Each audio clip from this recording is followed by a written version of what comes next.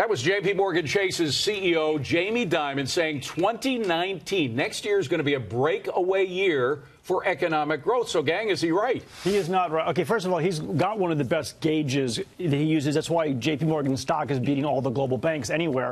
That said, he's right about the Trump economy. As Rich said, this is a strong economy that we are driving the global economy. However, unlike the 80s when Japan was hot and China more recently, there's not enough pickup in other countries to get us up to the levels of like the 70s. We used to have like 7% global GDP. That is not possible just on Trump's back, so he's wrong. Yeah, I don't know if he was talking about the United States or global growth. I mean, was global. Well, global was supposed to be good, but maybe not the best ever. I do think that people are downplaying the momentum in the U.S. economy right now. I mean, the consumer numbers for October, retail spending, incredibly strong, really beat estimates.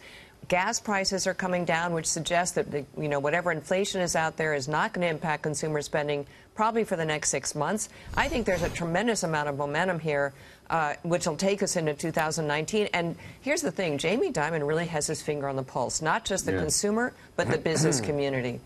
But business investment, though, is down. I mean, that's sort of those are the clouds that are hanging out there.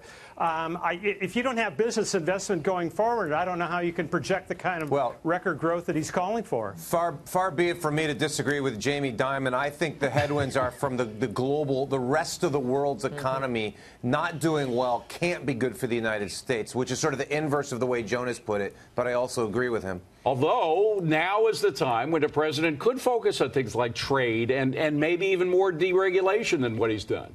Well, and on infrastructure, which he said he was going to do and hasn't. So that would be helpful for the domestic economy. I don't know if I'm all that But sure also, you've got Europe in a stall right now. I mean, Europe could conceivably begin to pick back up, particularly if the tariffs on aluminum and so forth are rolled back.